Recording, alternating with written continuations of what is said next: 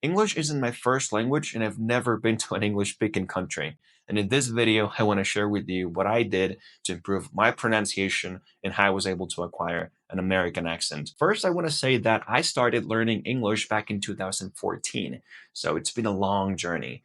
When I started, I was watching a lot of movies and series like South Park and The Simpsons. I would watch them in English with English subtitles. I learned a lot of words, phrases, and also I studied grammar. And 4 years later, I think I had an intermediate level. Well, I just knew that I was not a beginner anymore. So I think I had a B1 or B2 level, or maybe a B2. I'm not 100% sure, but I knew that I was not a total beginner. And I was looking for ways to improve my English. I wanted to improve my pronunciation, my fluency, my accent, everything. And in that year, I discovered this technique called the shadowing technique. A lot of people were recommending it, and it's basically repeating out loud everything you hear in a video or a movie clip or any type of video or audio format. And also in that same year, in 2018, I started training calisthenics. I was consuming a lot of content on YouTube about how to do muscle ups, pull ups. And I was consuming content about calisthenics, not only because I wanted to learn about calisthenics, but also because I wanted to learn vocab regarding bodyweight training. So what I did was to pick a content creator to shadow, and I found this YouTube channel called Fitness FAQs. By the way, if you see me looking down this way, it's because I have my notes here, so I don't forget what I want to say.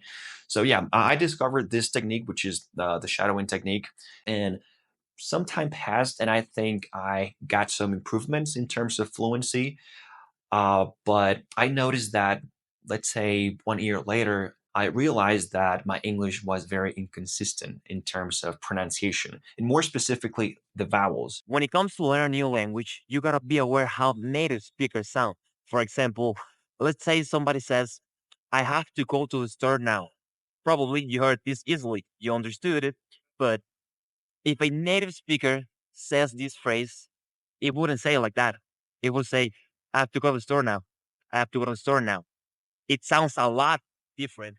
So the difference between these two phrases is that the second one you sound more natural. And it is because there are contractions that you don't get at the first time. So I had been doing the shadowing technique for like a year, and in 2019, I think, yeah, it was before the pandemic. In 2019, I came across a YouTube video from the University of Minnesota's research center called the Mirroring Project. And the Mirroring Project is pretty much the same thing as the shadowing technique, a pronunciation training method that helps improve your pronunciation. So in this project, students pick a short video clip from a TikTok or a YouTube video, transcribe it, analyze it, and then practice verbalizing everything as closely as possible. And not just the words, but also the intonation, rhythm, and body language. And this specifically is the most interesting thing to me about the mirroring project, because it's like you're trying to embody the person you're imitating. And that made me think about what I was doing, which is not necessarily wrong, but it just wasn't aligned with what I wanted. And I want to use an analogy that can help you understand what I mean. Imagine a baby born in any city, and as that baby grows up into a kid, the only linguistic reference or the only linguistic exposure, very likely, that that kid will have are their parents. Therefore, that kid will acquire not only the language, but also the accent. In other words, your output is just a byproduct of your input. And in my case, the input I was having was a mix of multiple accents. I wanted to sound more American, but I was shadowing an Australian guy. I was shadowing movies, series with different accents. And also, I was shadowing teachers with British accents. And also, I was shadowing non native accents. I remember I used to pronounce these two common words as better and here because the guy I was shadowing was Australian. And that's how these two words are pronounced in Australian English. A little bit nervous here, I'm not gonna lie. Nervous here, I'm not this here. So you're gonna be able to perform better because you're gonna better. Now, what did I do to go from speaking English with a mix of accents to sounding more with an American accent? The very first thing I did was to learn the differences between American, British, and Australian English. And also, I only studied the features of American English. For example, rhoticity. I was pronouncing these two words as better and here. But in American English, these two words sound like here and better. I also know that there are some dialects in the US, or there are some regions in the US like New York, for example, in which some people pronounce these two words as here and better. I also stopped watching videos and lessons of British teachers and also movies and series with British pronunciations because I knew that that would distract me from my main goal, which was sounding more American. But sounding more American was still a pretty broad target. So what I did was to find what I call now a language parent. So I gave myself something very specific to aim for with the language parent. When you have a much smaller target, you know exactly what you're aiming for, and it's easier to tell if you're succeeding at that what you're aiming for or not. So I picked another content creator to have him as a language parent, and I found this YouTube channel called Aaron Doughty. This guy talks about spirituality, law of attraction, and all of that.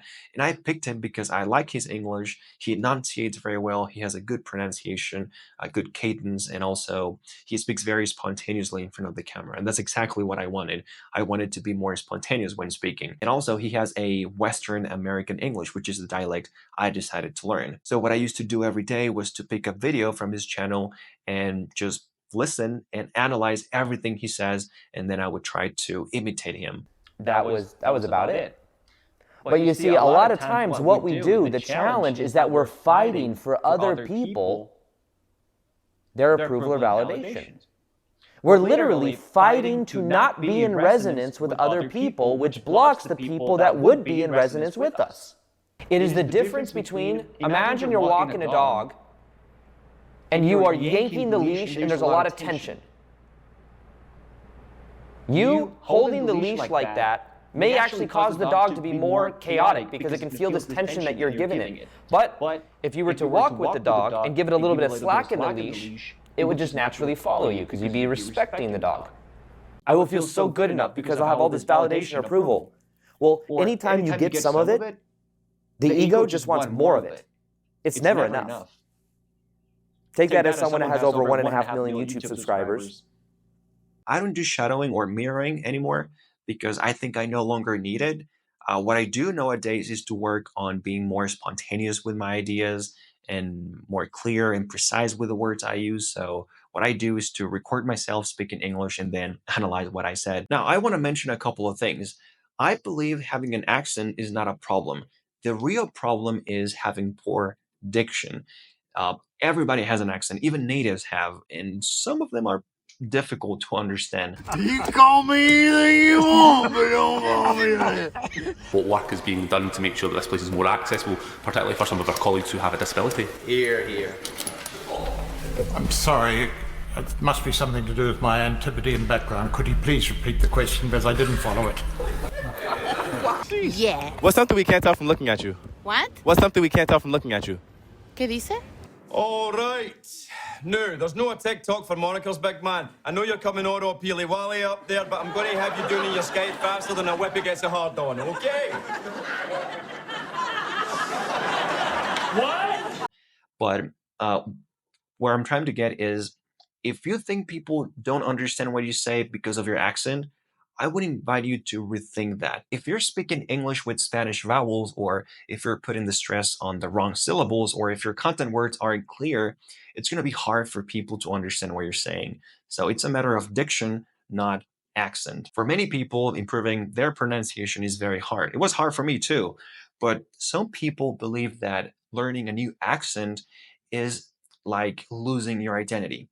I don't fully agree with that statement because I believe how you speak doesn't define who you are. And also, I believe that there are some people that use that idea as an excuse to hide their inability to improve their pronunciation. I'm very comfortable with my English. I don't feel like I lost my identity. I think it's been literally the opposite. I was able to find my own voice in English. And when I speak English, I sound like myself, like Javier. It took me a lot of practice and a lot of iterations to get to this native-like fluency, and I can say it was 100% worth it. Pero habían 4 cosas que yo estaba haciendo con un nivel intermedio que ni siquiera sabía que estaban evitando que avanzara a un nivel avanzado. Y te las explico en este video. Nos vemos allá.